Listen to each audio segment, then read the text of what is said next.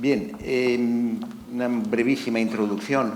Al diseñar esta jornada procurábamos, teníamos en mente intentar aportar una mirada distinta al envejecimiento o la longevidad. Esta era nuestra intención, ¿no? Intentar compartir con ustedes una mirada un poco distinta. Hemos añadido, con Nurbert hemos estado hablando, una función adicional, que es intentar levantar el estado de ánimo colectivo, ¿no? Hemos dicho, vamos a comprometernos a salir un poco más animados de la sesión. Bien, la mirada distinta, porque yo diría que por tres razones. La primera ha quedado ya evidenciada en el título de la jornada y en el debate previo, es hablar de longevidad, que no es necesariamente lo mismo que envejecimiento. Creemos que es una diferencia muy importante en el debate que estamos teniendo en muchos ámbitos y quizás especialmente en el económico. El segundo, precisamente, nos queríamos alejar de centrar las sesiones en la lectura dominante cuando se habla de longevidad o de envejecimiento, que es una lectura económica, yo creo que pesimista y profundamente equivocada, que es aquella que anuncia el desastre, que este sistema es insostenible y que el día menos pensado quiebra la caja de la seguridad social. Yo no sé lo que va a pasar en el futuro, yo creo que irá aguantando, pero si miramos al pasado, estaba pensando precisamente antes, hace 38 años que oí en el Círculo de Economía el primer debate acerca de la insostenibilidad del modelo de pensiones. Hace 38 años, en el momento en que aparecen los sistemas privados, ¿no? Bueno, pues llevamos 38 años, el modelo aguanta y aguanta bastante bien y con aumentos notables en las dotaciones de pensiones. Por tanto, nos queríamos alejar también de esta lectura dominante, como decía, yo creo que pesimista y equivocada, ¿no? Por ejemplo, un comentario que se ha hecho anteriormente, ¿no? Con una cierta desazón, ¿no? La revolución tecnológica llevará a que vivamos más años en situación precaria de salud, porque la tecnología nos mantiene vivos al margen del estado en que estamos. Esto puede preocupar, pero la tecnología médica no mejorará al margen del conjunto de la tecnología. En la misma manera en que mejore la tecnología sanitaria, también mejorará la tecnología productiva en general. Con lo cual, lo que se va a conseguir en el conjunto es una mayor riqueza. Por tanto, va a depender la sostenibilidad o no de lo que queramos, nosotros como sociedad. Por tanto, yo creo que va a ser perfectamente posible, si nos comprometemos, si hay un gran pacto social, en mantener el sistema de pensiones y mejorar la calidad de nuestras residencias. Y también queríamos una mirada distinta, incorporando al debate personas de ámbitos distintos de los habituales cuando hablamos de envejecimiento. De ahí la lectura que hemos hecho en la sesión previa desde la sociología o la ciencia.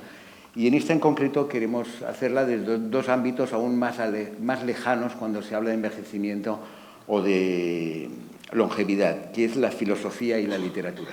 Queremos aproximarnos al fenómeno positivo de la longevidad desde la filosofía y la literatura.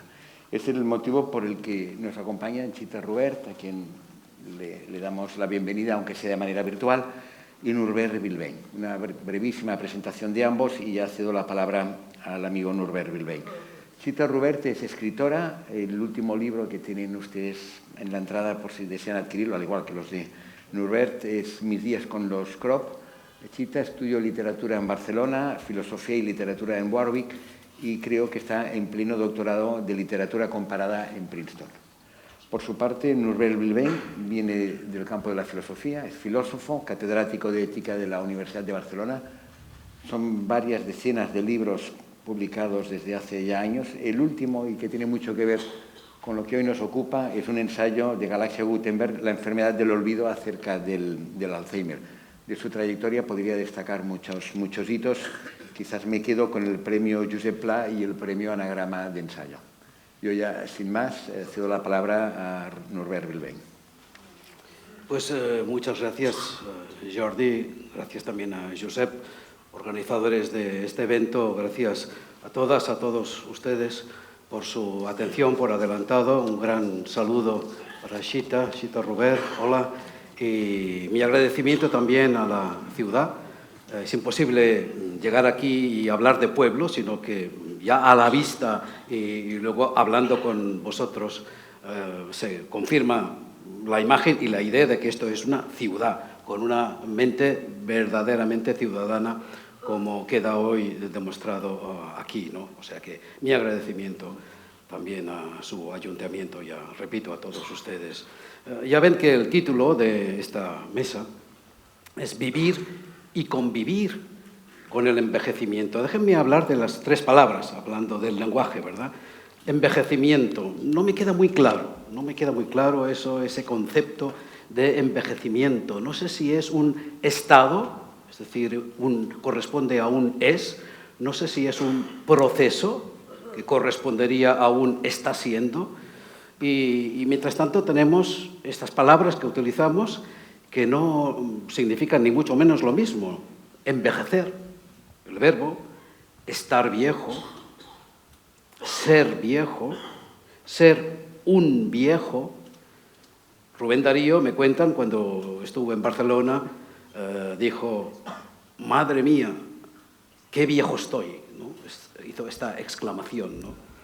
Y bien, tenemos pues estos conceptos que pertenecen seguramente a realidades distintas. Envejecer, estar viejo, ser un viejo, ¿no? Quizá deberíamos decir con el poeta Gil de Viedma, envejecer, morir, es el único argumento de la obra, ¿no? Pero no estoy dispuesto a continuar con esta visión quizá un tanto pesimista, ¿no? Continúa el enunciado de esta convocatoria con la expresión vivir con el envejecimiento. Eso ya me parece más claro, y positivo también, porque vivir con el envejecimiento ya es una forma de no ser viejo, de no estar envejecido, porque se vive, y ya no digamos si se siente uno vivir y si quiere uno seguir viviendo. Por lo tanto, el concepto de vivir ya es en sí mismo muy positivo, valga la obviedad, ¿no? Sentirse vivo nos envejece menos. Aparece también en este enunciado el convivir con el envejecimiento. También me resulta claro, pero no sé si corresponde mucho a la realidad. Creo que no se convive demasiado con el envejecimiento. La persona mayor, el viejo, la vieja, y discúlpenme las palabras, pero corresponden a una realidad, ya no es un segundo, ya no es un tú, sino que es un él, es un ella, son un tercero. Están en sus residencias, están en sus casas, pero sus familiares apenas les visitan o apenas les cuidan. Es decir, están en esta situación de ser un otro, pero un otro lejano, distante, que está ahí, ¿no? Está ahí, en una casa a la que no se suele acudir o en una residencia en que no se visita demasiado a esta persona, ¿no? He leído últimamente el libro de la filósofa francesa Simone de Beauvoir, titulado asimismo La vejez. No lo conocía y realmente me ha gustado muchísimo, a pesar de haber sido publicado en 1970, cuando ella tenía 60 y pocos, y por lo tanto no era una persona vieja, por así decir, pues se avanza a cuestiones y a descripciones de la realidad de la gente mayor, de la vejez, que creo son de perfecta actualidad. Hay una paradoja en nuestro tiempo en relación con la gente mayor, ¿no? Por una parte, la preocupación por la vejez, pensiones, servicios sociales, sanidad, cultura, etcétera, ¿no? Viajes, preocupación por la vejez, es innegable. Pero al lado de eso, y por esto digo que quizás sea una paradoja, al lado de eso hay menos contacto con los viejos. Hay, creo yo, menos contacto y menos aprendizaje de ellos. En catalán, Valencià del Nord, decimos si el vell pogués y el jove sabés. Es decir, pero a pesar de eso, a pesar de este dicho, ¿no? De este refrán, pues creo yo que no se aprecia, ¿no? Lo que se dice con esa expresión. Menos aprendizaje respecto de la gente mayor que sabe mucho más de los que no lo son tanto y de los más jóvenes. Mientras tanto, creo que opera una especie, valga la comparación, de cóctel en contra de la vejez, de la gente mayor.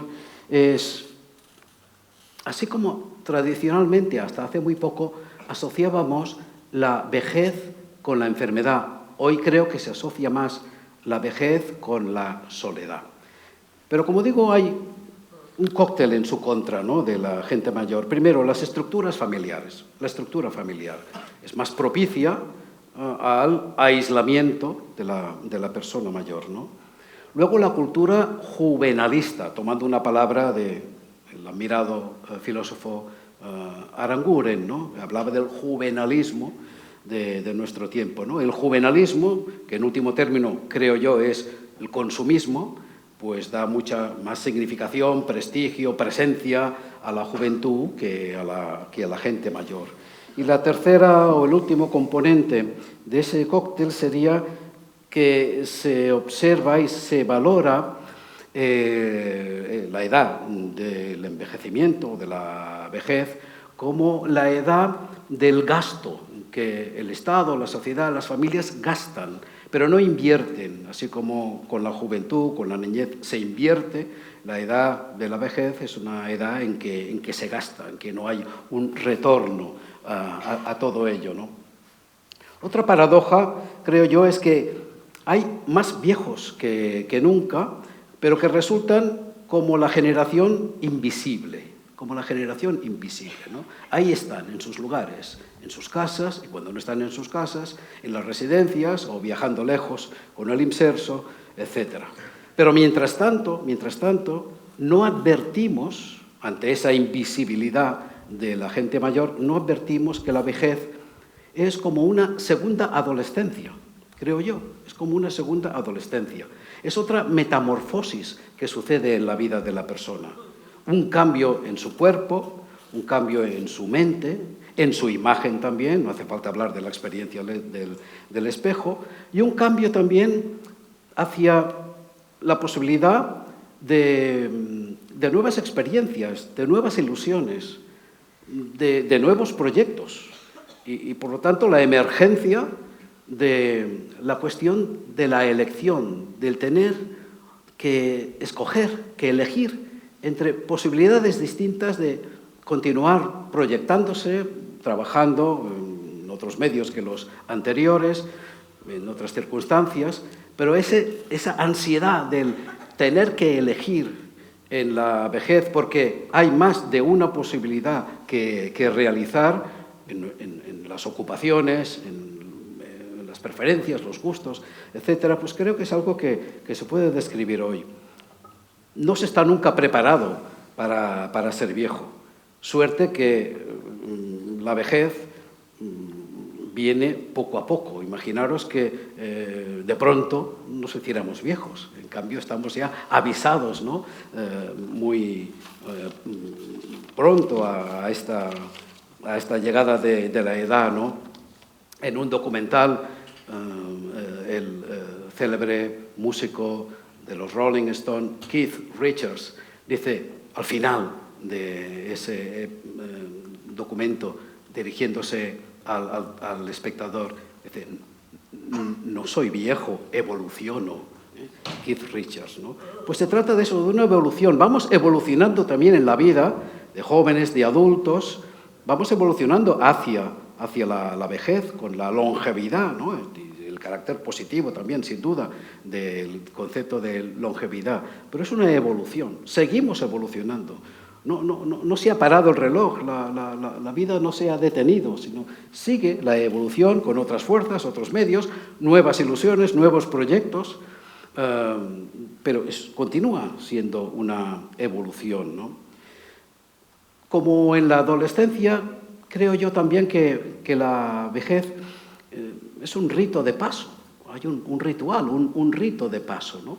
El rito de paso social por antonomasia a la vejez es la jubilación, y que te digan jubilado, y que el nieto o la nieta de improviso, ya a pocos días de entrar a formar parte, con esta denominación terrible de las clases pasivas, cuando quizá se es más activo que nunca, el nieto o la nieta te dicen: abuelo, ¿qué tal te sienta la jubilación? Madre mía, eso envejece, ¿no?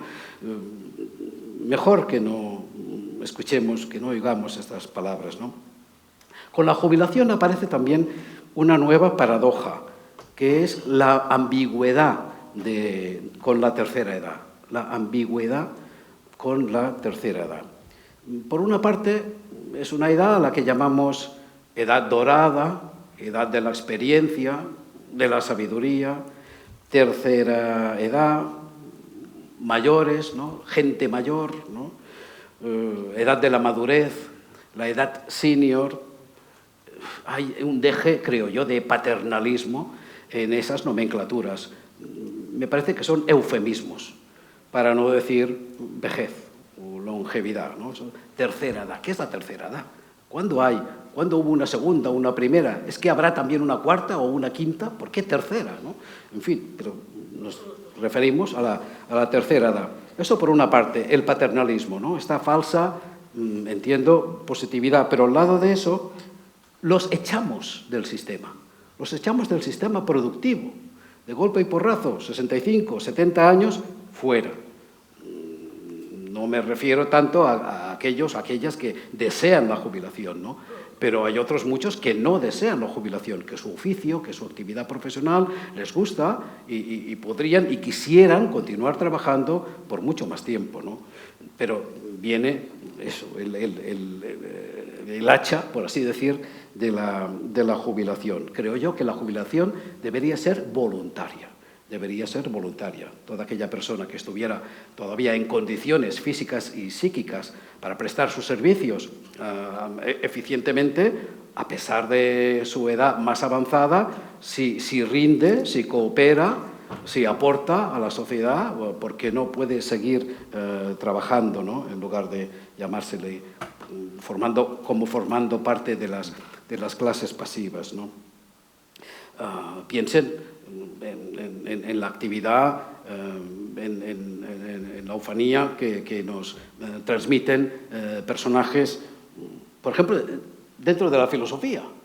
Hay muchos longevos, Bertrand Russell, Gadamer, Beauvoir, la misma Simone de Beauvoir, el estadounidense John Searle, ¿no? María Zambrano, Edgar Morin. Edgar Morin sigue publicando y tiene más de 100 años.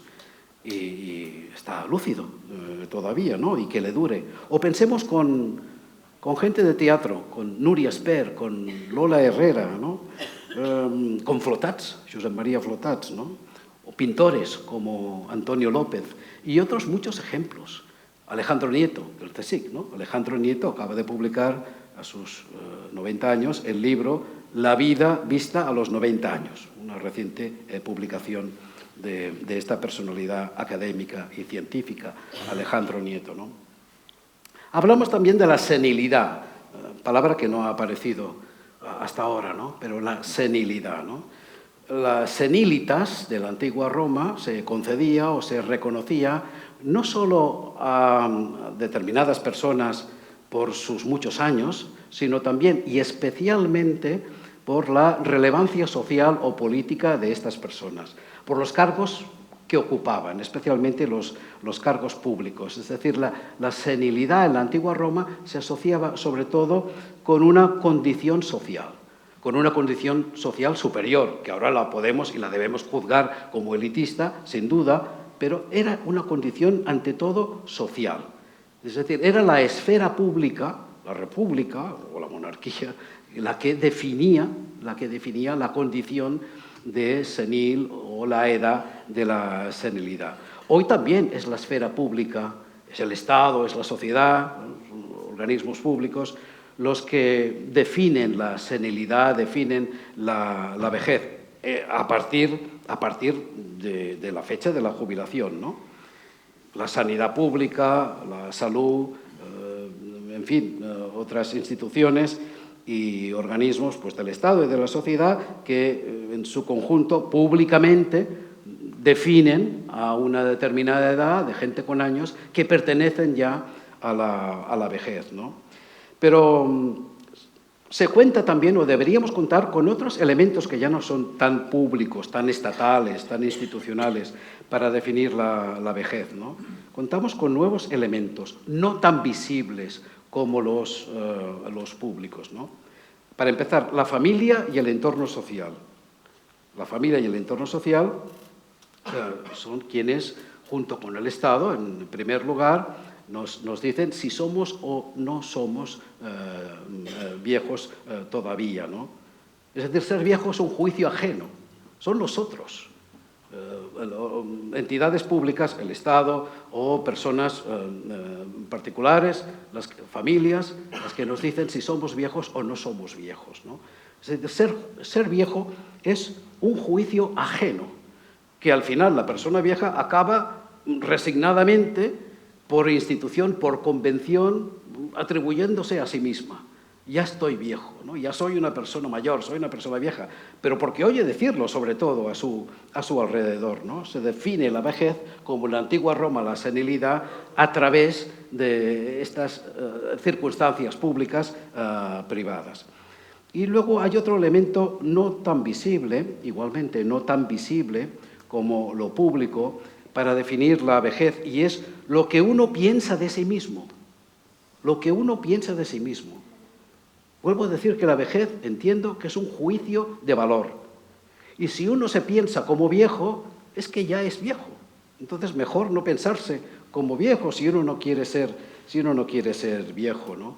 Quizá el ideal de algunos sería llegar a anciano sin haberse hecho viejo, sin haber envejecido, asumir su ancianidad, pero mientras tanto no haber tenido el espíritu, sentimiento, autoconciencia de persona vieja, ¿no?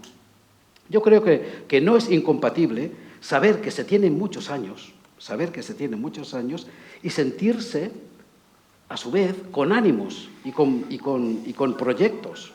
Es verdad que la salud, el deterioro a veces muy acentuado de la salud, pues nos restan, nos quitan esa posibilidad y ese empuje para tener proyectos, ¿no? Para mantener todavía nuestra ilusión de vivir y de hacer cosas. Por ejemplo, el psicoanalista, ¿no? Sigmund Freud, ustedes ya conocen, Freud pues pasó una vejez muy mala, con mucho sufrimiento de dolor físico por su cáncer de laringe. Llegó a sufrir hasta casi 40 operaciones quirúrgicas, ¿no? Por eso en las fotografías se le ve casi siempre con cara pues de mal humor, ¿no? Pero porque sufrió mucho. Pero no toda la gente mayor, ni mucho menos, llega a este sufrimiento físico. Y además hoy en día tenemos cada vez más medios para evitar el dolor físico.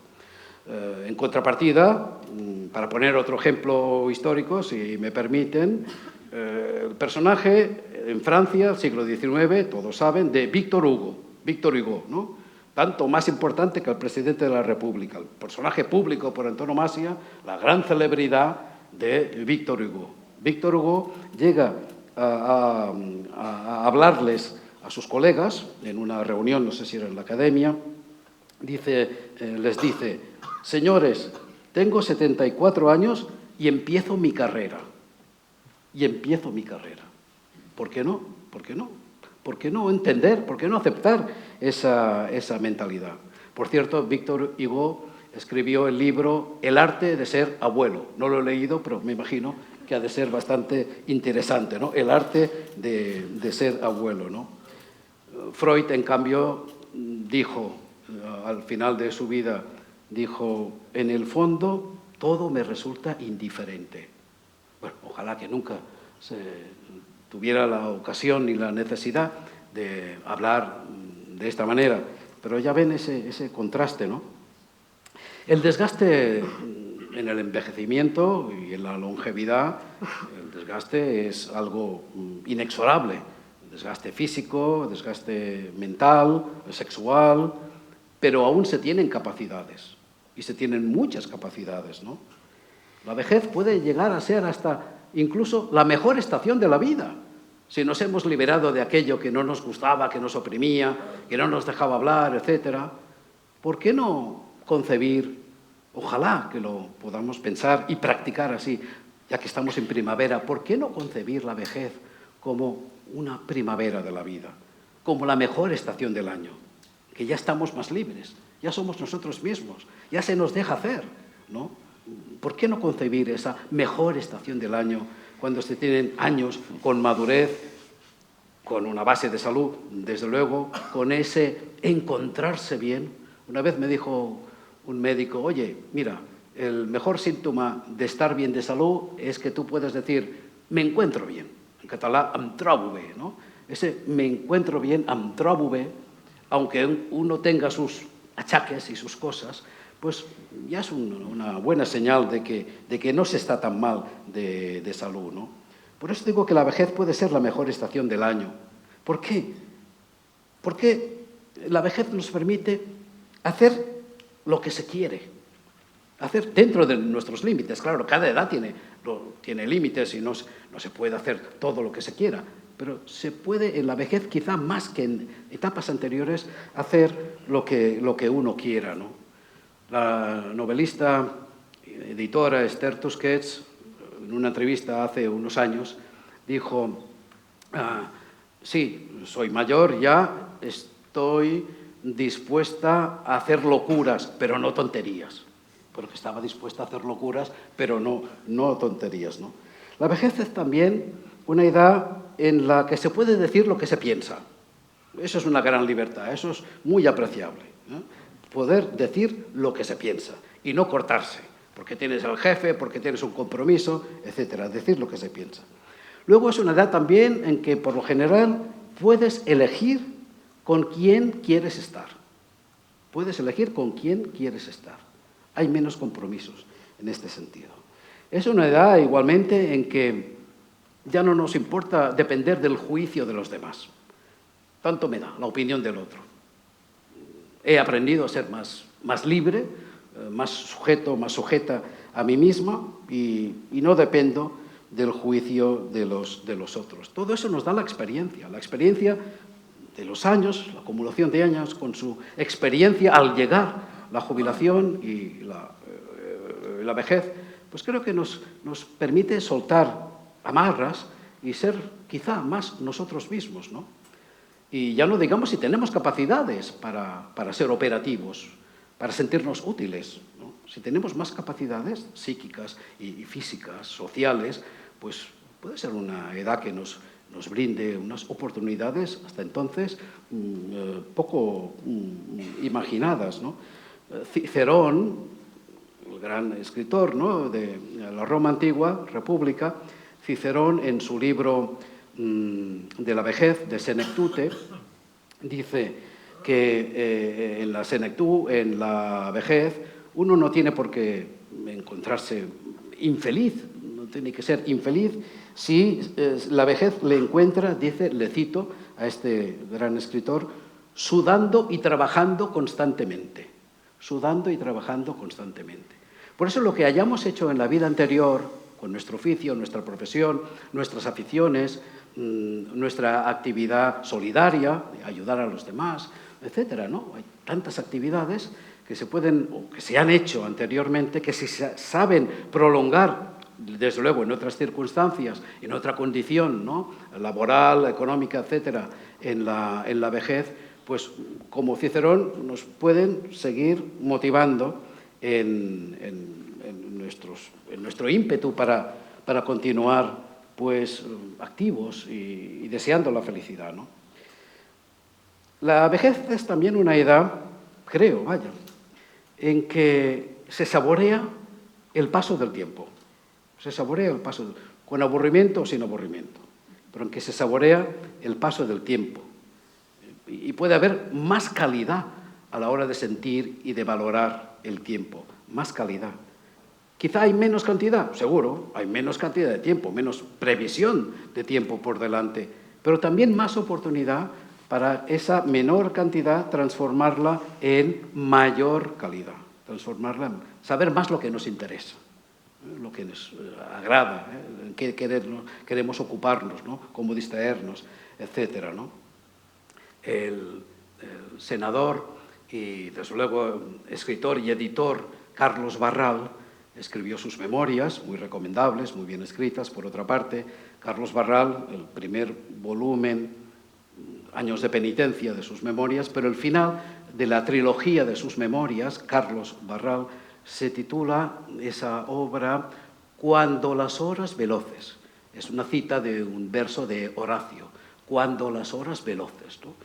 Pero claro, Carlos Barrel escribe ese final de sus memorias, cuando las horas veloces, evocando la rapidez del paso del tiempo, ¿no?, cuando es todavía joven, es decir, tiene 50 y tantos, ni mucho menos tiene 60 años de edad. Quizá si hubiese llegado, porque desafortunadamente falleció al cabo de poco tiempo, pero si hubiese llegado a la vejez, se hubiera dado cuenta que en esa edad las horas no son tan veloces y que son más lentas y que por ello, si se tienen capacidades, una cierta imaginación, voluntad de saber, de relación con los demás, si se tiene curiosidad, pues el tiempo tiene mayor calidad, ¿no? Por eso todo conduce hoy a pensar, se está haciendo así en muchos estudios, en la justicia intergeneracional, ¿eh? La justicia intergeneracional, es decir, tener en cuenta las condiciones de vida y de convivencia de las personas mayores, ¿no? Porque no se trata solo de la cantidad de años, ¿no?, ni de la calidad de vida en esa cantidad acumulada de años, sino de la dignidad de vida. Hablamos más de la calidad de vida, y debemos hablar de ello, pero mucho menos de la dignidad de vida, que esa calidad de vida vaya acompañada también de dignidad de vida, ¿no? Voy acabando. Hay situaciones, sí, que son más tristes, en cierta manera tristes, que son las personas que han sufrido un proceso, sufren neurodegenerativo, están en una situación pues, de demencia, como Alzheimer, por ejemplo, y sobre todo el Alzheimer, y otros dicen, es que ya no es el mismo, ya no es la misma, es que ya es otro, ya es otra, ¿no? Es que ya no, ha perdido su personalidad. Bueno, no, yo creo que no está bien hablar así, porque es evidente que ha habido un cambio, es evidente que esa persona, su personalidad ya no es la misma, incluso su autoconciencia, ¿no?, su sentido de la identidad personal ya no son los mismos. No podemos pedir peras al olmo, ¿no? Pero sigue siendo él, sigue siendo ella, sigue siendo una persona. La persona no es su personalidad, la persona no es su memoria, su inteligencia. Lo es también, y son dimensiones importantísimas. Pero ¿por qué no valorar también la sensibilidad, la mirada, el contacto, la compañía? En fin, tantas cosas en personas que van perdiendo sus capacidades cognitivas que deberíamos recordar, ¿no? Y es que incluso en estas situaciones, estas personas tienen el mismo derecho a la felicidad como toda la gente mayor, pero también las que se encuentran en esta situación de demencia, de pérdida ya del conocimiento y del sentido de la propia identidad, tienen derecho a la felicidad. No es otra persona, conservan su personeidad, son personas, no tanto su personalidad, pero su personeidad, su condición y dignidad de ser persona. Y tienen el mismo derecho a la felicidad y buscan a su manera la felicidad como en otras edades también la buscamos, ¿no?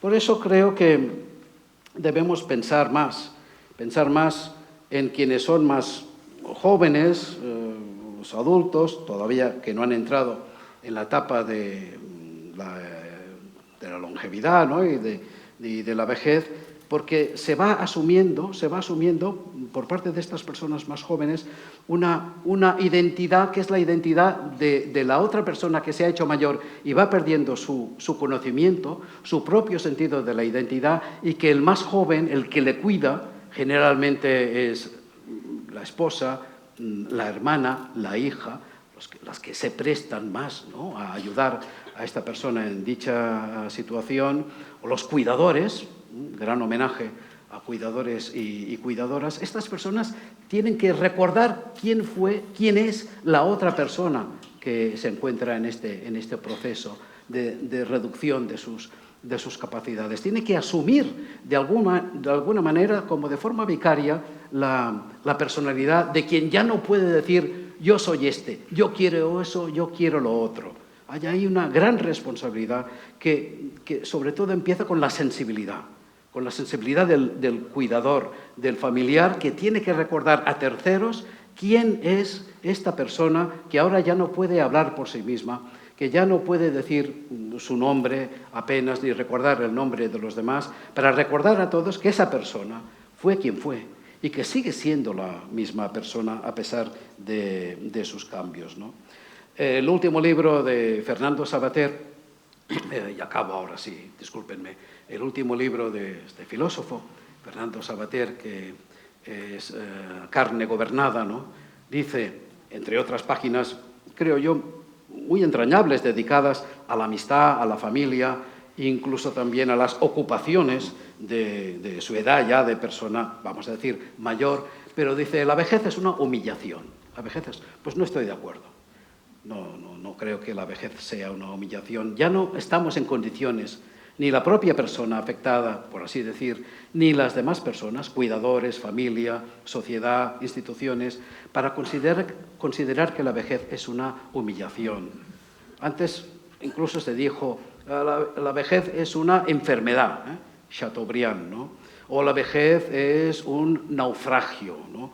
De Gaulle, ¿no? Tantos adjetivos dedicados, negativos dedicados a la vejez.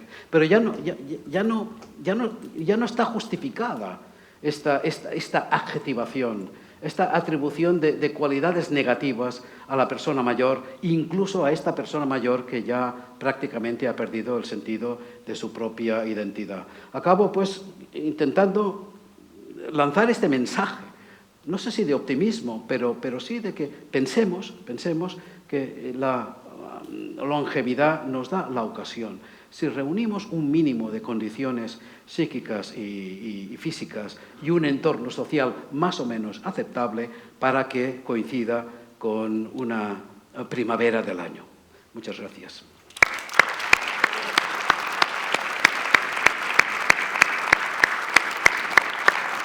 Muchas gracias, Norbert, por la intervención y por levantar el ánimo colectivo. Seguidamente, Chita Robert, muchas gracias por estar con nosotros desde un poco lejos y por el esfuerzo por poderte conectar. Tienes la palabra. Muchas gracias a vosotros. ¿Me escucháis bien? Bueno, lo intentamos. A ver cómo...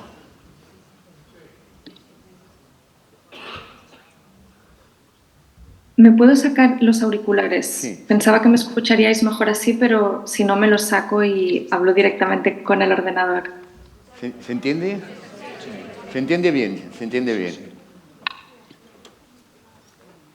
Vale, perfecto. Bueno, pues muchísimas gracias por invitarme y me sabe muy mal no poder estar ahí en persona porque me gustaría poder estar viendo al público y a los compañeros de mesa. Si en algún momento no se me escucha bien, hacedme una señal o decídmelo y vemos qué pasa. Bueno, me ha parecido muy interesante todo lo que decía Norbert y me hubiera gustado poder escuchar las otras mesas también. Yo creo que no quiero alargarme mucho porque para mí será interesante si hay preguntas del público o si hay conversación en la propia mesa, pero había pensado que tal vez la perspectiva o las ideas que puedo aportar yo vienen de la literatura. Yo soy novelista de ficción, que significa que cuando escribo no estoy necesariamente hablando de mi vida, ¿no? Sino inventando otras historias, pero que al final hablan de la vida que todos compartimos. Quiero decir, no escribo ciencia ficción. Y algo que me he dado cuenta, hacia lo que tiendo en la ficción, y es porque me interesa en general, en mi propia vida también, es esos personajes que son o niños o personas mayores. Y suelen ser personajes que están en un momento de adquisición de facultades. Norbert hablaba de la pérdida de facultades, ¿no? Pero a mí me parece que hay esa, no semejanza, pero sí una especie de momento umbral, ¿no? Tanto en la adquisición, por ejemplo, del lenguaje, que sucede en los niños pequeños, como en la pérdida de facultades cognitivas que no tiene por qué ser, como decía, pero suele serlo en el momento en que entra en juego una enfermedad cognitiva, como puede serlo la demencia, ¿no? Y hay muchos tipos de demencia. Entonces, he pensado que tal vez sería interesante que os hablase de un proyecto en el que he estado involucrada a lo largo de todo este último año. Como os decía, mi background no es científico y tampoco es clínico ni médico, ¿no? Pero me interesan todas estas cuestiones que tienen que ver con el envejecimiento y con la enfermedad cognitiva y física, y la discapacidad también. Entonces, bueno, explico la anécdota de cómo empezó este proyecto. Hace 2 veranos estaba yo en Foz, que es el pueblo de donde son mis abuelos maternos, y conocí a una mujer que se llama Aida Suárez González, que es una neuropsicóloga clínica. Es española, pero trabaja en mi dentro de tu novela, y aunque sea una novela de ficción, en el centro de esa novela hay un personaje que, en fin, no se sabe exactamente qué dolencia tiene, pero parece ser una dolencia mental o neurológica. Hay una especie de misterio y de ambigüedad alrededor de ese personaje. Y me dijo que si me interesaría charlar con ella, porque le había parecido que en la descripción de ese personaje o en la manera que la narradora tenía de explicar lo que ella percibía y lo que sentía al estar cerca de ese personaje, había una ventana o una perspectiva que ella estaba persiguiendo y que ella estaba intentando transmitir cuando hablaba de la convivencia con el envejecimiento y en concreto con demencias de todo tipo. La más conocida, como decía Norbert, será, ¿no?, con sintomatología en común y también distinta en cada caso, ¿no? Y le dije, bueno, total, que nos fuimos conociendo con Aida, y yo estoy aquí en Estados Unidos en una universidad en el departamento de literatura comparada. Aida está en un centro de neuropsicología clínica. Y nos inventamos un proyecto que cruzaba un poco las dos disciplinas, ¿no? La neurología y la literatura, o la narrativa, que es mi campo. Y lo que hicimos fue, entre sus pacientes, ella habló con ellos y les preguntó, en fin, me imagino que quedó con los que a ella le parecía que podían estar más interesados en este tipo de proyecto, en el que yo me reunía con ellos. No diría exactamente que hice entrevistas, porque eso para mí remite a un setting un poco más formal, pero yo tuve encuentros con 4 pacientes con distintos tipos de demencias, y durante esos encuentros, esas entrevistas, ellos me hablaban de su día a día, y la idea era que a partir de ahí, desde mis notas, un poco desde mis percepciones, yo escribiese unos textos sobre cada una de estas familias. Lo que me encontré, claro, es que, de esto también hablaba Norbert, es que yo no solo estaba charlando con estos pacientes, sino con su entorno, un entorno que a veces no estaba, un entorno que a veces no era la persona que te esperabas que fuera, un entorno que a veces el paciente quería hablar y le decía, no, déjame que lo explique yo, ¿no? Esto de querer sobreponerse o de querer explicar mejor que quien lo está padeciendo el envejecimiento o la enfermedad. En fin, fueron encuentros para mí muy interesantes. También tengo que decir que he tenido una experiencia de cuidado, muy cercana con mi padre y extendida a lo largo del tiempo, ¿no? Desde el momento del diagnóstico hasta la muerte. Y se pasa por distintos estadios, pero digamos que yo estaba predispuesta a esos espacios y a esas vidas que, lo que me explicaba un poco Aida, es que todos sus pacientes expresaban lo mismo, ¿no? Vergüenza, un deseo contradictorio a veces de querer compartir la intimidad, su intimidad cambiante en ese momento, a veces tristísima y a veces muy divertida, como la vida en cualquier otro momento, ¿no? Que no sea el de la vejez. Y bueno, a mí yo creo que logré conocer a esas personas y ya tengo que ver qué forma les damos, ¿no? Inicialmente habíamos pensado que tal vez eran historias e ideas que podían interesar en un formato periodístico, un poco para abrir ese, en catalán se dice esa escletxa, ¿no? De esas historias que tal vez no se cuentan tanto, porque, bueno, como se decía antes en la mesa, hay un... A mí no me gusta hablar de estigma, pero hay un estigma, ¿no? Con la vejez y bueno, y con las demencias todos lo sabemos que también, y una vergüenza alrededor de eso, creo, tanto para la persona que la sufre como para su entorno. Y me di cuenta de que,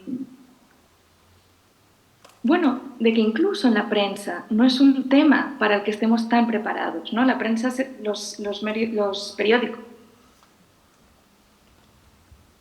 los medios de público amplio, y especialmente, yo escribo para un periódico en España, y especialmente cuando llega el periodo, bueno, la primavera y el verano, te das cuenta de que los temas empiezan a ser más light también y empiezan a ser, bueno, vacacionales, ¿no? Como aquello de la lectura vacacional.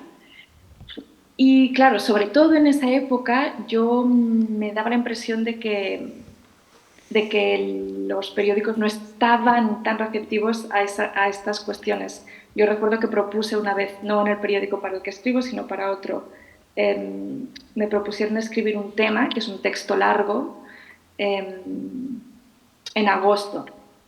Y yo les dije, mira, de veras lo que más me interesaría sería ir a un centro de día o a una residencia y contar el agosto en la residencia. Y ahí el tema no era suficientemente soleado, digamos. Pero, bueno, no me quiero alargar mucho, pero tal vez el siguiente, la siguiente idea a la que llegué después de estos encuentros es una idea a la que como escritora ya había llegado, y es que la literatura y a veces la ficción, es decir, las historias que están creadas o que están contadas, no desde el yo, sino desde una especie de máscara o desde un juego de máscaras y de espejos, son el lugar de contar estas historias. Porque suele ser el lugar, la ficción, históricamente, no me refiero ahora, suele ser el lugar en que aparecen, por decirlo de un modo un poco dramático, pero los secretos de la sociedad y tampoco me gusta la palabra tabú, pero lo que hay debajo de la alfombra de la sociedad, ¿no? Con este enfoque positivo, ¿no? De este tema y también de la experiencia de las enfermedades, de la pérdida de facultades, de las demencias. Pero creo que es posible, no sé, creo que es posible un equilibrio, ¿no? El realismo y la confesión de lo indigno que alguien puede sentir un trato, ¿no? En estas situaciones. Creo que esos espacios también hacen que sea posible afrontar estas situaciones con optimismo y con alegría. Hay otro proyecto que todavía no, en el que no he empezado a trabajar, pero sobre el que puedo adelantar un poco, y tiene que ver con esto que comentaba Norbert de el momento no productivo de la vida, o no productivo, sino en apariencia no productivo, o no productivo en el sentido produciendo económicamente hablando. Y, de nuevo, me remito a la literatura. Yo trabajo a veces para mi investigación con archivos personales de escritores. Un archivo de un escritor no contiene, digamos, los libros publicados, porque eso ya se encuentra en una biblioteca, en una librería y se puede comprar. El archivo personal de un escritor y de cualquier persona contiene todo aquello que, bueno, borradores, las notas que tomaba un escritor, la primera idea que se le ocurrió para escribir un libro y que está en una especie de servilleta de un bar. Todo eso está dentro del archivo. Y me di cuenta que hay partes de los archivos que son mucho menores o que faltan y suelen corresponder a esos años, entre comillas, no productivos. Y sin embargo hay restos, hay una especie de reliquias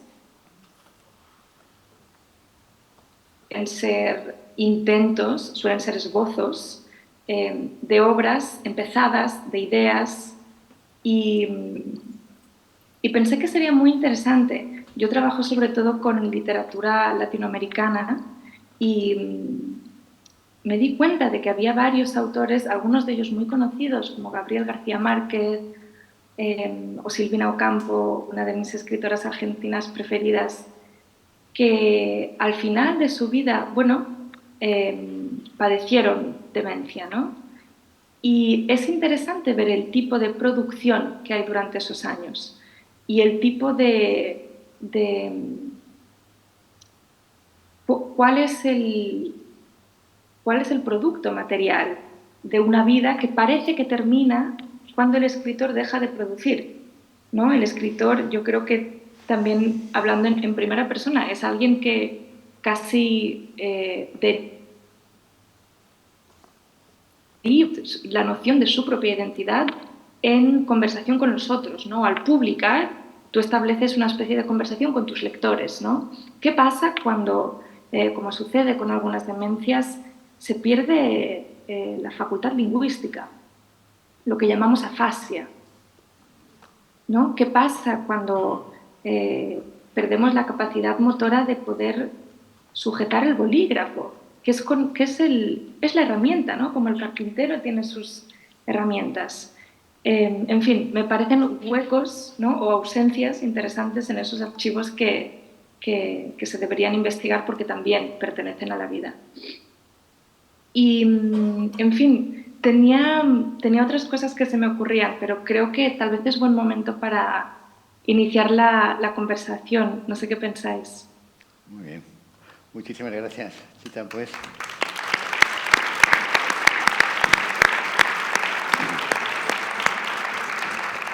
Tenemos unos 20 minutos, 25. Yo solo un comentario a raíz de vuestras intervenciones, porque el colectivo mayor no se puede separar del conjunto de la sociedad, ¿no? Entonces, de alguna manera, pensaba, me parece, y también viniendo de la anterior intervención y la referencia a la central de datos del Banco de España, ¿no? Que los recursos económicos para la decencia en la vejez han de venir de lo público. Me parece que esto está claro, ¿no? Y, por otra parte, apelabas también a la justicia intergeneracional como un elemento determinante, y, entre otras cosas, porque esta decencia en la edad avanzada tiene que luchar contra alguna lacra como la soledad. Entonces me pregunto, en una sociedad en que la soledad, quizás la sociedad no lo facilita, ¿no? Porque esta soledad también se da entre personas jóvenes. O sea, es una sociedad individualista, con soledad. Sí. Y por otra parte, donde hay un discurso que puede ser dominante o no, pero que está allí, que es que la persona, ella, es la que debe afrontar individualmente su futuro, con una decreciente confianza en el conjunto de la sociedad o del Estado, ¿no? No es el límite de Margaret Thatcher de que la sociedad no existe, pero bueno, entre los años previos a Margaret Thatcher y Margaret Thatcher quizás estamos en un punto intermedio y hemos de ver hacia dónde nos decantamos, ¿no? Sí, yo creo que este es uno de los grandes retos, ¿no? De la justicia intergeneracional, de los menos mayores a los mayores, ¿no? Pensar no solo en su calidad de vida, sino en su dignidad de vida, que incluye la posibilidad y la necesidad de que se cumpla de estar acompañados, de no estar solos, porque hoy en día el binomio es vejez igual a soledad, ¿no?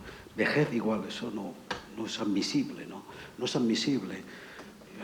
Una gran mayoría de gente mayor hoy en día, pues, tiene su compañía, ¿no? En la residencia, en la familia, vecindario, ¿no? Sí, pero cuando se da la realidad de estar solo, ¿no? Solo, involuntariamente, la soledad involuntaria, pues es algo que habría que evitar, porque es motivo de infelicidad y motivo de injusticia, ¿no? ¿A qué cosa mejor podemos y debemos aspirar en la vida que a ser felices y a ser justos y a conseguir una sociedad más justa? La justicia y la felicidad son valores que están en todas las culturas, en todas las civilizaciones, ¿no? Tanto a escala individual como a escala colectiva, ¿no? Pues con la gente mayor también nos debemos al cumplimiento, a la satisfacción de esas pretensiones, de estas razonabilísimas pretensiones de justicia y felicidad, ¿no? para la gente mayor, ¿no? Ha señalado Xita la literatura, los autores, literatos. Bueno, claro, pero no todo el mundo, Xita, no todo el mundo es escritor ni escritora, ni tiene esa capacidad, ese oficio, esa dedicación, ¿no? Si se es artista, si se es persona que ha trabajado, que trabaja en el voluntariado, pues en una actividad de tipo social, para la sociabilidad, ¿no? Si se es una persona intelectual, un académico, un escritor, una escritora, etcétera, pues se llega mejor a la vejez, ¿no? Se llega mejor porque tienes mucho más recursos. Por eso, al hilo del ejemplo que pone Xita de los escritores y escritoras, pues yo creo que si durante la vida hemos conversado, hemos sabido y querido dialogar, nos ha gustado leer, nos ha gustado la relación social con otras personas, si hemos procurado alentar nuestro sentido de la curiosidad y no aburrirnos, pues recogeremos, ¿no?, lo que hemos sembrado al final de la vida, y que cada vez dura más este final, afortunadamente, pero recogeremos eso que hemos sembrado antes, ¿no? Déjenme que les hable de mi experiencia como profesor ahora de la llamada Universidad de la Experiencia en la Universidad de Barcelona. Cada vez tenemos más alumnos, de 55 años para arriba, Universidad de la Experiencia. Y luego está otra modalidad que son las aulas de gente mayor, aulas de gent gran, ¿no? En estas últimas, que son más multitudinarias, en los últimos años tenía en las primeras filas a una vecina, precisamente de mi barrio, una vecina que asistía, y tenía buena relación con ella, como con otros estudiantes también ya de edad avanzada, ¿no? Y en la última ocasión, hace un par de años, porque luego ya no la he tenido más en clase, se me acercó, yo estaba todavía recogiendo mis cuartillas, y se me acerca ella, pues en una posición más baja, porque estaba yo en la tarima, y me decía: oye, me ha gustado tu charla. Digo: hombre, pues qué bien, me haces muy feliz, de eso se trata, que os guste, ¿no? Y le dije: oye, Francesca, ¿puedo preguntarte qué edad tienes? Y claro, y me dijo en catalán: 101 anys, noi. 101 anys, noi.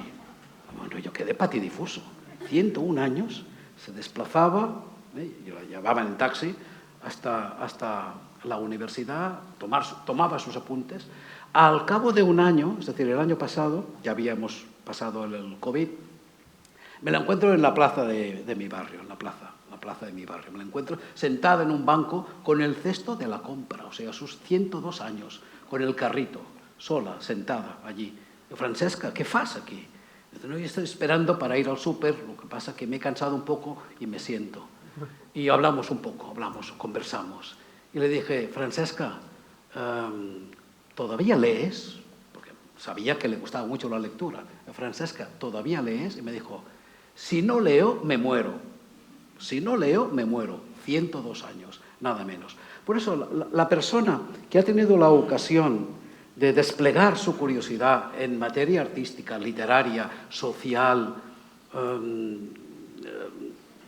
conversando también, ¿no?, con los demás, es una persona que llega mucho mejor a su edad ya de la vejez, ¿no? Llega mucho mejor. Tenemos que recomendar a los más jóvenes que no pierdan la curiosidad, que no dejen de leer o que lean de una vez, ¿no? Que abran sus antenas y no sean pasivos, que se muevan, ¿no? Que dialoguen, que conversen. Yo veo en la universidad que cada vez los estudiantes, por desgracia, dialogan menos entre ellos. Dialogan menos entre ellos. Es una pérdida, creo yo, grande, porque ¿qué harán luego cuando sean mayores? ¿Qué harán cuando tengan 75, 80, 90 años, ¿no?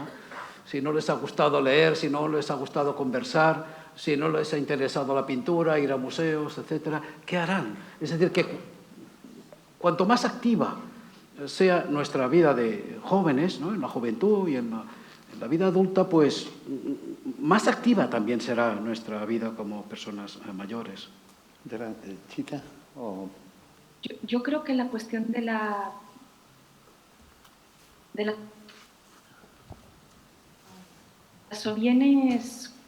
la soledad y el envejecimiento, me refiero, también es cultural. Una de las cosas de las que yo me he dado cuenta, y por eso me hubiera gustado estar en las otras mesas, porque seguro que se ha hablado de estos aspectos, ¿no? Esto de externalizar los cuidados en la vejez o con las enfermedades neurodegenerativas, es algo que tal vez vemos más en los países occidentales o en nuestro país. Cuando me he encontrado con personas en esta situación, por ejemplo, de América Latina, bueno, se trata de otro modo, ¿no? Es muy importante, algo que ha dicho antes Norbert, ha hecho una diferencia entre la personeidad y la personalidad, ¿no? La personalidad sería el hecho de ser persona, un individuo, un ser humano, una persona que ha nacido. Y la personalidad es un poco el conjunto de todas nuestras facultades.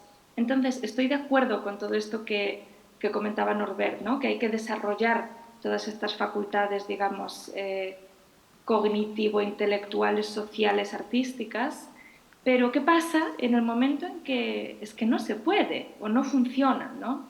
Y lo que vemos es que en distintas culturas a esas personas cuya personalidad se va desvaneciendo o se va transformando y que sin embargo siguen siendo personas y tienen esa personalidad, no se las excluye, ni de los hogares, ni de las comunidades. Y esto es algo que yo veo en España, es algo que veo en Europa.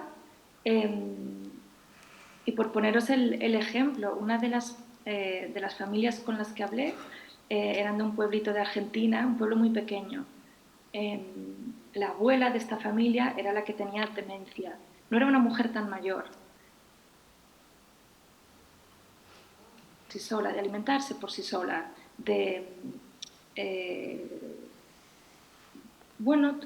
todo la autonomía, ¿no? Que es algo que cuando se nos va, pues ni siquiera en el caso de la vejez, ¿no? Sino por una gripe, de pronto no somos capaces, nos tienen que ayudar, necesitamos a otra persona. El momento en el que necesitas a una persona para cada vez más cosas, yo creo que aquí ¿no? Tendemos más a que otra persona se ocupe, y hay muchas razones, no digo esto desde un punto de vista moralista, hay muchas razones por las cuales eso se tiene que dar. Pero en esta familia lo que observé es que esta mujer, la abuela, no solo formaba parte de su casa, aunque no pudiese interactuar socialmente del modo en que antes, aunque no pudiese cuidar a los nietos como antes, sino que también formaba parte del pueblo y sacaban a pasear a la mujer y todo el mundo entendía qué era lo que le estaba sucediendo y todas las personas integraban a esa nueva personalidad de esta mujer en la comunidad, como si fuese lo más normal del mundo, porque de hecho lo es, ¿no? Tal vez lo que tenemos que preguntarnos es qué sucede en la sociedad, qué otras prioridades hay.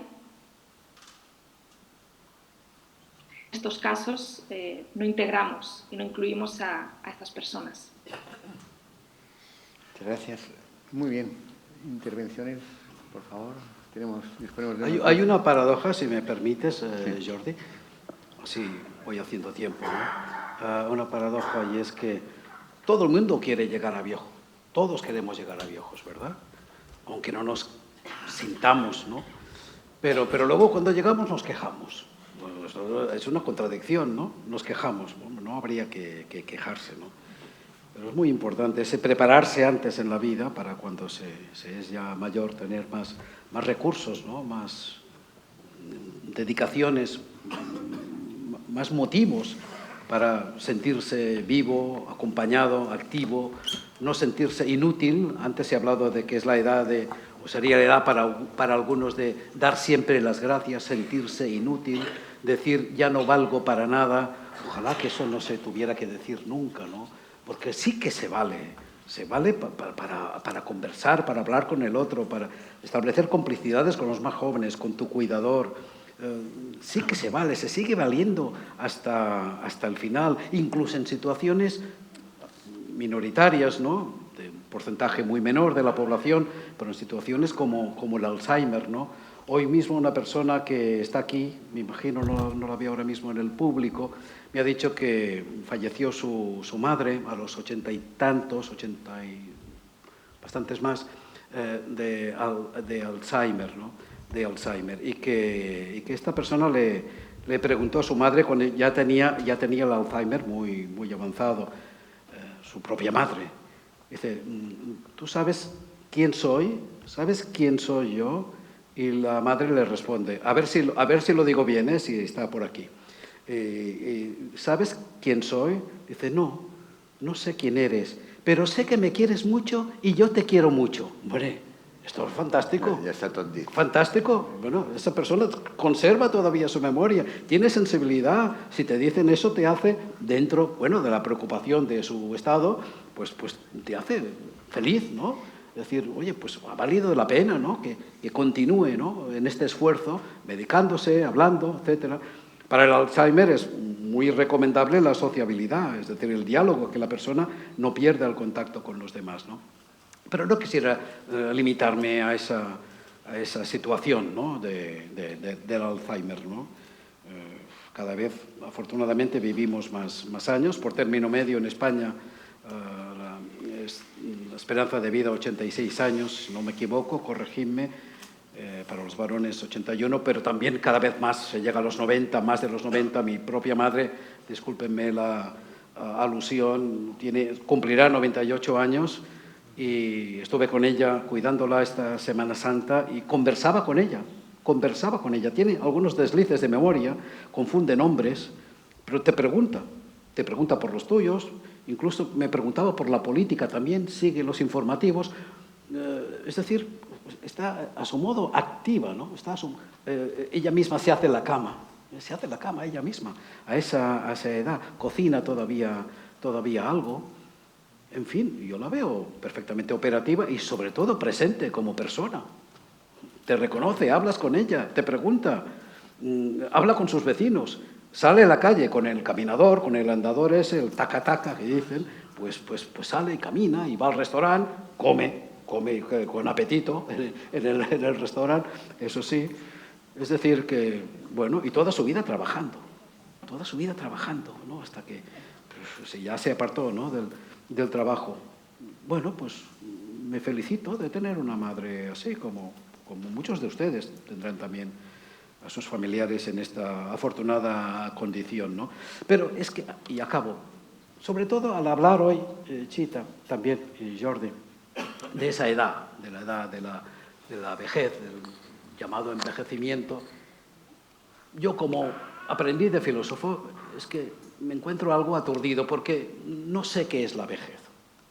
Sé que hay aspectos, dimensiones, digamos, de higiene, de salud, biológicos, ¿no? Psicológicos, de cognición, etcétera, sexualidad, pues que nos dicen que esa persona ya va siendo vieja, ¿no? Pero ¿cuándo empieza la vejez? ¿Cuándo empieza? Si a partir de los 30 años aproximadamente ya hemos perdido bastante memoria y se va aminorando el ímpetu sexual a partir de los 30, ya no digamos de los 40 y los 50, ¿no? ¿Cuándo se empieza a ser viejo, no? ¿Cuándo se empieza? ¿Y quién lo dice? Es un juicio de valor, he dicho yo antes al principio. ¿Quién dice que uno es viejo, no? ¿Quién dice lo que es la vejez? Y atención, ¿y por qué lo dice? ¿Por qué dice que los otros son viejos? O que hay algo así, una entidad, una edad, que es la edad de la vejez. Es decir, discúlpenme, pero yo relativizaría absolutamente ese concepto de vejez que el Estado es el único que lo sabe. Cuando te dice clases pasivas, jubilación, y no hay más alternativa. Ya tienes la espada de Damocles que ha caído sobre ti, ¿verdad? Pero es esa indefinición, afortunadamente, esta indefinición de la vejez, ¿no? Yo, antes de pasar la palabra al público, solo me quedo con lo que habéis afirmado, de que la inquietud intelectual, el leer, esto te prepara para una buena vejez, con lo cual llego a la conclusión de que encontrarnos, rozarnos y debatir en el Festival de las Humanidades es una buena preparación para, aquí lo vemos, para una mejor vejez, ¿no? Aquí lo vemos. Ya, si alguno de ustedes quiere intervenir.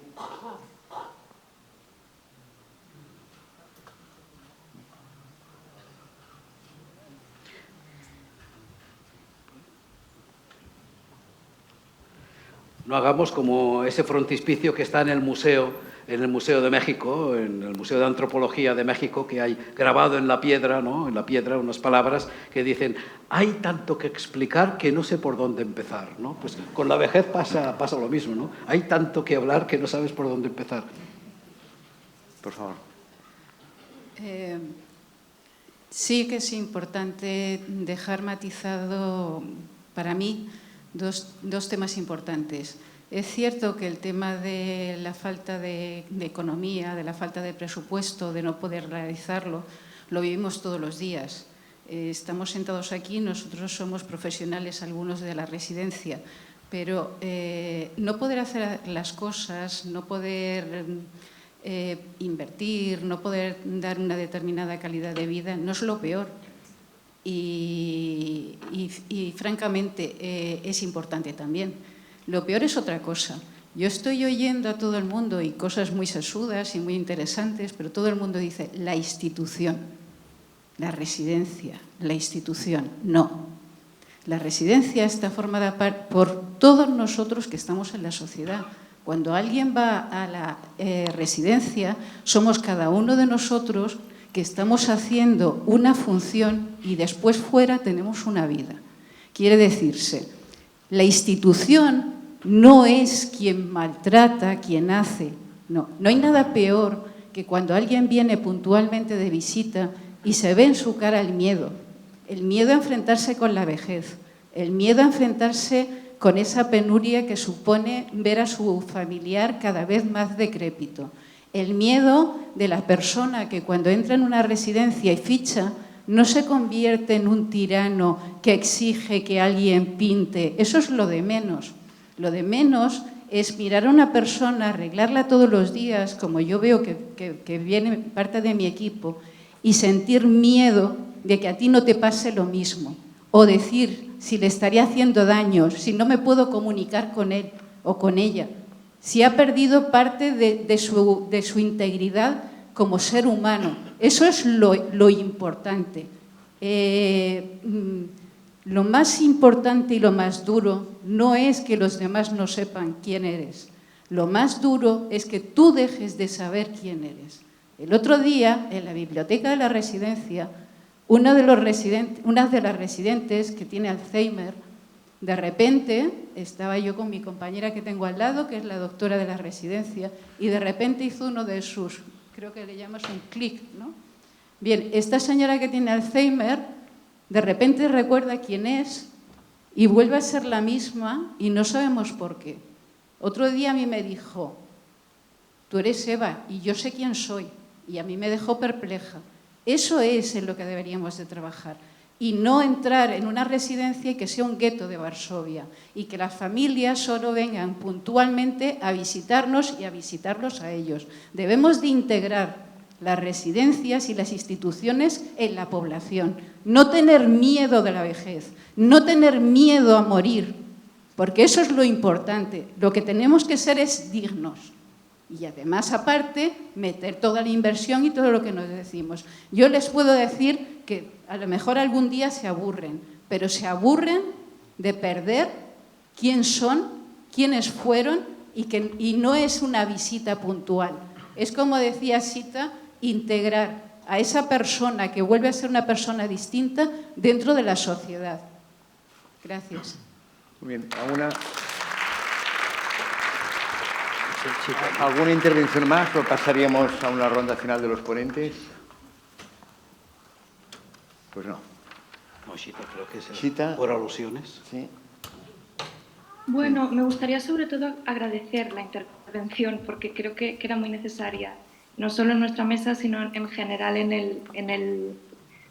estoy segura por todos los temas sesudos, como decía usted, de los que se han hablado, ¿no?, en las demás mesas. Estoy totalmente de acuerdo y como cuidadora le agradezco la intervención y comparto esa experiencia, no en una residencia, pero en la casa, de ver llegar a familiares o amigos o antiguos amigos de la persona a la que una está cuidando y ver en el rostro la reticencia y ver en el rostro casi vengo porque si no me siento mal de no visitar y de no venir a ver y de decir que no he visitado y que no he visto y que hace tanto tiempo, pero creo que no hay tanta gente que sea capaz de sentarse enfrente de la persona que está envejeciendo o que se está muriendo o que tiene una demencia que el resto nos morimos de miedo de tener, pero hay que sobreponerse a eso, ¿no? Y en mi experiencia, como tal vez en la suya, no hay tanta gente que sea capaz de sentarse enfrente y a veces ni siquiera hablar. No hay nada que hablar. No hay nada que hablar, creo. Es estar. Y he tenido esos mismos encuentros casi como una cosa metafórica, física pero metafórica, el umbral, o sea, la puerta de la casa, como me imagino que es la entrada de las residencias, ¿no? De alguien que da ese paso pero que en realidad no lo ha dado, porque es el miedo, ¿no? Creo que no es culpa de nadie, y creo que es natural sentir esa reticencia, pero para quienes nos dedicamos a veces al cuidado, eso también es no diría un maltrato, pero sí un mal trato que no le hace bien a nadie y que cuando nosotros estemos al otro lado, ¿no?, de ese umbral, a ver qué nos parece estar ahí, ¿no?, y que las actitudes por el otro lado sean esas. Así que muchísimas gracias por la intervención y estoy segura de que varias personas en la sala se sienten identificadas con eso. También. Un minuto, Norbert, y finalizamos. Esa edad de la vida, la que sea, ¿no?, que llamamos vejez convencionalmente, ya digo, no sabemos cuándo empieza la vejez, seguramente empieza cuando uno dice que se siente viejo y seguramente no está viejo. Creo que, y acabo, invertimos y deducimos que si se es viejo o vieja, se tienen determinadas funciones limitadas o que se van perdiendo, ¿no? Es decir, asociamos la vejez con inmediatamente la pérdida. Yo creo que es al revés, que deberíamos esperar a ver la pérdida o las muchas pérdidas para acabar, más o menos, convencionalmente diciendo que ya se es viejo. Pero lo que acostumbramos a hacer es lo contrario. Lo que predefinimos es la vejez, ¿no? Es la vejez. Y no es la vejez misma lo que nos descubre el envejecimiento, la persona ya mayor, ¿no?, sino que es el cúmulo de limitaciones que haya o que esté sufriendo esta persona, afortunadamente cada vez más controladas por la salud pública y por la sanidad, ¿no? Y yo creo que lo mismo que las personas que tienen una enfermedad. Cuando una persona tiene una enfermedad decimos, es un enfermo. Equivocación. Me parece tremendamente impropio a una persona que tiene una enfermedad, por ejemplo, un niño enfermo, ¿no? Es un niño enfermo, ¿no? Es un enfermo. No, una persona que tiene una enfermedad no es una enferma, no es un enfermo.